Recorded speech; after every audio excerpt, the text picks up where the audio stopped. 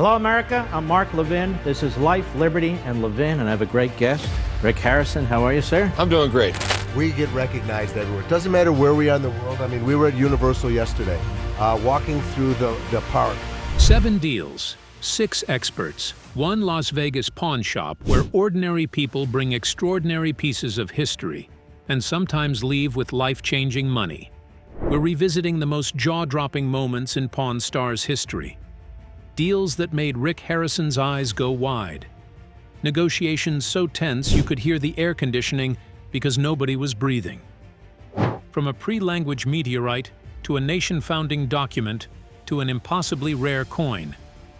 Every story is real, verified, and wild. It's one of the funnest jobs in the world because it's definitely not assembly line work. I get to meet different people every day, different items. It's been an amazing life working down there. But consider this. If you walked into gold and silver pawn shop tomorrow with something from your attic, would you know its value? Most people don't. They walk past extraordinary items daily without realizing it. A painting in a garage sale frame, a coin in a coffee can, a document in an old family Bible. These treasures exist, and somewhere in America right now, someone is discovering their junk might be worth more than their house. That's the question behind every deal on this show. Stay until the end. The most speechless moment isn't what you expect, and the story behind it is even wilder than the number. Little bit of job here. I started buying and selling stuff. Basically educated myself. And then I'd always been buying and selling stuff. My dad had a little coin shop, and I wanted a pawn shop. Deal number 1. The painting that was too old to be saved. The first item today is a painting, and not just any painting. A man walks into the shop carrying what he claims is the earliest known painting by Ingerhouse, a genuinely famous American artist who made his reputation painting stunning landscapes and portraits for the Santa Fe Railway. The calendars this man produced were iconic. His work hung in offices and homes across the American Southwest, and his name was known by serious collectors everywhere. The seller bought this painting online. He took a risk, he says. He went in on faith, and now he is hoping that faith pays off. Rick Harrison picks up the painting, and his face does something interesting. You can see the calculation happening behind his eyes. That trademark blend of curiosity, skepticism, and barely contained enthusiasm that has made him one of the most recognizable faces in reality television. He handles the painting carefully. He asks questions. He studies the composition. And then he notices something that shifts his entire assessment. There are brackets on the painting that read 1885. That date is significant. It would make this not just an early house painting, it would make it potentially the earliest known house painting in existence. That kind of provenance, if authentic, is the kind of thing that sends auction houses into a frenzy. But Rick has concerns. Big ones. The painting is old, that much is clear. But it is also in really bad shape. The deterioration is visible and significant, and restoration is not cheap. So here is the question we need you to think about right now. If you found a painting in terrible condition but potentially worth a fortune, would you pay to restore it first and then sell? Or would you try to sell it as is and let the buyer take on that risk? Drop your answer in the comments, because Rick's choice is about to surprise you. He asks the seller what he is looking to get out of it. The answer? $50,000. Maybe worth $100,000, the seller suggests, with the right buyer and the right restoration. Rick brings in his expert, a woman who is, by her own description, the foremost expert on house paintings in the world. She has studied this artist's entire body of work. She knows every canvas, every brushstroke, every period of his technique. She traveled out to Taos specifically to examine pieces like this one. She asks the seller a pointed question immediately. Did you do anything to authenticate it? The seller's answer is not exactly reassuring. She examines the painting closely. She asks about the Chippewa tribe imagery in the composition. noting that the tribe was indeed around the area where House grew up, which is consistent with authenticity. So far, so promising. But then she addresses the elephant in the room. Restoration. Rick asks the question directly. How much would it cost to repair this? The experts answer, $5,000. And if it was restored, what would it be worth then? $20,000. Let that sink in. You pay $5,000 to restore a painting you just paid $50,000 for, and you end up with a $20,000 asset. That is not a deal. That is a disaster with a frame around it. Rick listens. Rick calculates. Rick shakes his head. I know you wanted 50 grand for it, he tells the seller, but I just don't see a deal happening here. No deal. The painting walks back out the door the same way it came in, with its 1885 brackets, its deteriorating canvas, its tantalizing provenance, and its impossible math. Sometimes the most expensive lesson you can learn in the antiques world is that age alone does not make something valuable. Condition is everything, and no amount of historical significance can save a piece that costs more to restore than it will ever be worth. First deal, no sale. But the story is not over yet. Deal number 2, the Civil War revolver that could still shoot straight. Some items walk into the gold and silver pawn shop and you can tell immediately that they carry weight.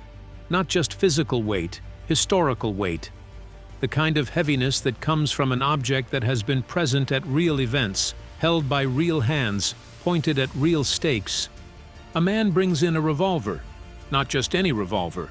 A Savage and Norris figure 8 revolver. And the moment Rick Harrison sees it, he does something he almost never does. He admits he knows absolutely nothing about it. It's Civil War-ish, Rick says. That's a pretty good guess. He calls in Alex, his firearms expert, because this is not a situation for educated guesses.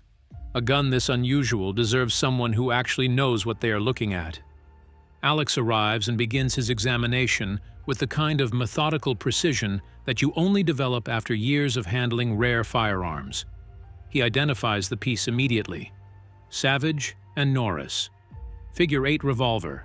Civil War era. And then he does something remarkable. He explains exactly how this weapon worked, demonstrating the mechanism live in the shop. Here is what made the Savage and Norris figure 8 revolutionary for its time. It had a 2-trigger system. The ring trigger cocked the hammer and indexed the cylinder simultaneously, giving the shooter a dramatically faster rate of fire than a standard revolver. In close combat situations, the kind of brutal, close-quarters fighting that characterized so much of the Civil War, that speed difference could mean everything. Alex carefully removes the grip and checks the serial number. Number 29. Low production. Very early model. Second variation of the very first model, to be precise. Which means this is not just a Civil War revolver. This is one of the earliest Savage and Norris revolvers ever made. The historical significance layers on top of historical significance. Now here's the question we need to ask you right now. Do you think a 160-year-old firearm should actually be test-fired before being sold? Think about that. Because Rick and Alex make a decision that most people would never expect. They take it to the range. And at the range, the Savage and Norris figure 8 performs flawlessly. The cylinder indexes correctly. The mechanism functions exactly as it was designed to. A gun that survived the Civil War era, that has been sitting in someone's possession for generations, fires clean and true as the day it was made. Rick is visibly pleased. The seller is visibly pleased. The negotiation begins. The seller wants $10,000. Alex's assessment and the range test have confirmed this is a genuinely rare piece in excellent functional condition. Rick makes his offer, $4,100. The seller comes back at $7,000. Rick holds firm. $4,100. Today. Deal. $4,100 for a piece of Civil War history that still functions perfectly. A gun that might have been carried by a soldier in the bloodiest conflict ever fought on American soil. now finding a new home in one of the most famous pawn shops in the world. Sometimes the most remarkable thing about history is not just that it happened. It is that pieces of it survived. Deal number 3. The meteorite that fell from space before humans existed. Stop for a second. In Las Vegas, Nevada, Rick Harrison, a man who has seen practically everything. Deal number 4. The $1.45 million document that helped build a nation. Now we have arrived at the moment you have been waiting for. The deal that makes the meteorite look like pocket change. That it was nailed or pinned to a surface where ordinary people could read it. This document could go for $2 million at auction. The provenance is strong. The condition is exceptional. The historical significance is, by definition, as high as had any idea they were sitting on $1 million piece of paper. They just knew it was old, that it was worth keeping, its own financial sovereignty. The second coin is a Libertas Americana medal, also commissioned by Benjamin Franklin, a medal struck in France to celebrate American independence and featuring one of the most powerful symbolic images in early American history, the infant Hercules, representing America, wrestling 2 serpents, representing Britain, while France looks on as a protector. Think about what this seller is. The expert explains that these coins were struck in copper, silver, and, in a old versions, were lost in the French Revolution. The surviving silver and copper pieces are extraordinarily rare, held primarily by major museums and the most serious private collectors in the world. To $600,000 with the right buyer. The Libertas Americana, $200,000. The expert's numbers align almost exactly with this. Requires a very specific buyer. You cannot list a coin like that on a general marketplace and expect results. You need to find a serious collector, a major auction house, or a museum with acquisition funding. If Rick buys it and cannot find that buyer quickly, he is sitting on $500,000 in tied-up capital. For a pawn shop, even a famous one, that is a financial risk he is not willing to take. So he focuses on the Libertas Americana. The seller wants $200,000. Rick offers $140,000. The seller pushes back to $180,000. They settle at $150,000. $150,000 for a medal that Benjamin Franklin designed, that was struck in France to celebrate American independence, that survived the French Revolution and 2 world wars, and the entire chaotic span of modern history to land in a glass case in Las Vegas. Some days, this shop feels less like a business and more like a museum with a cash register. Deal number 6, the King of Kings Morgan dollar. It is still waiting for the right buyer at the right moment, at the right price. Deal number 7, what all of this tells us about value. Step back from the individual deals for a moment. Look at the full picture of what happened across these transactions.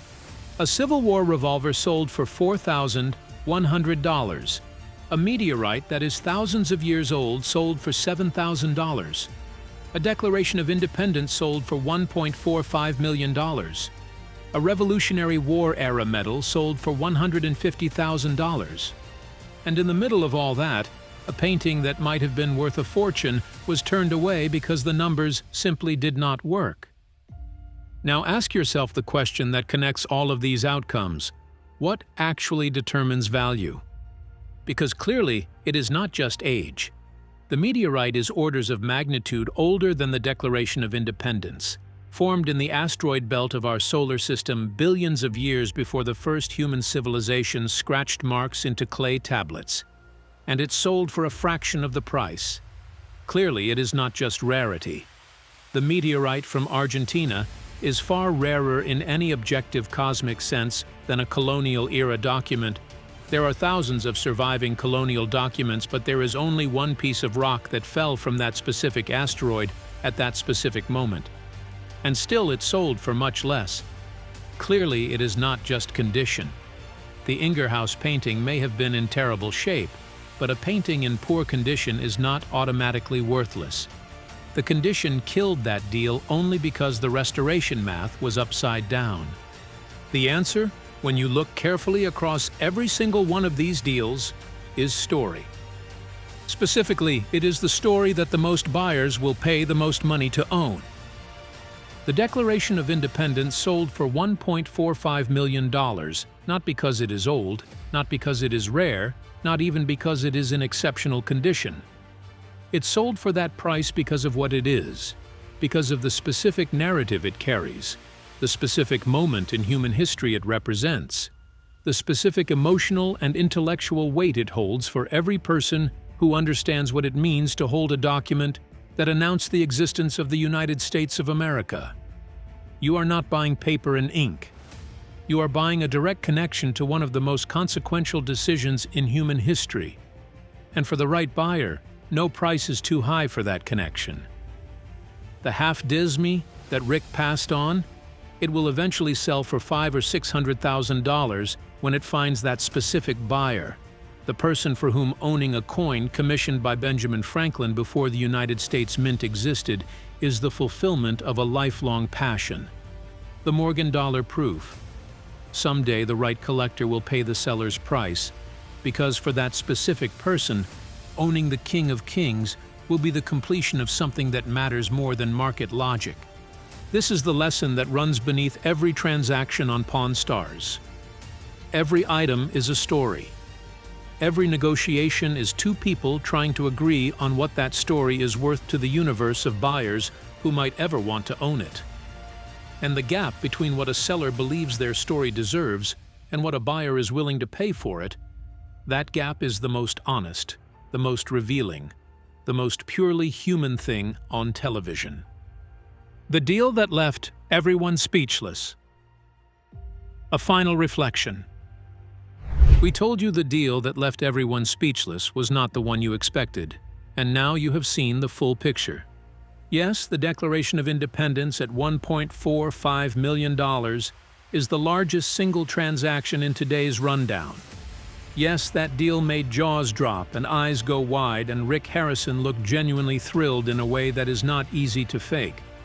But the deal that truly left everyone speechless, the one that still echoes, is the meteorite that sold for $7,000.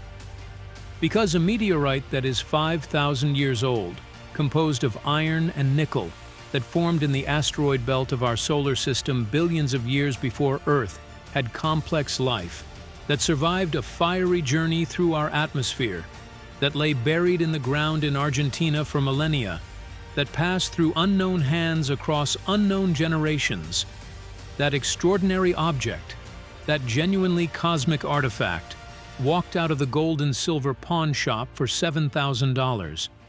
And nobody in that shop blinked. That is what happens when you are surrounded by extraordinary objects every day. Your sense of wonder recalibrates. What would leave any normal person speechless becomes, in that environment, just another Tuesday. But out here, watching it unfold on screen, we get to keep our sense of wonder intact. We get to sit with the full weight of what it means that a rock from space is worth less than a used car, but a piece of paper from 1776 is worth more than most houses. We get to ask the questions that the people in the shop are too busy negotiating to ask. So here is our final question to you today, and we genuinely want to know your answer in the comments below. Of all the deals we covered today, the painting, the revolver, the meteorite, the Declaration, the Franklin coins, the Morgan dollar, which one moved you the most? Not which was worth the most money. Which one made you feel something? Which one made you want to reach through the screen and hold it? Just for a second, just to feel the weight of history in your hands? Tell us. Because that answer says something real about who you are. And the best conversations in the comments of this channel are always the ones where people are honest about what moves them. We will see you in the next one. And if you want to see more moments like these, the deals that made history, the items that defied logic, the negotiations that nobody saw coming, hit subscribe right now, because we are just getting started.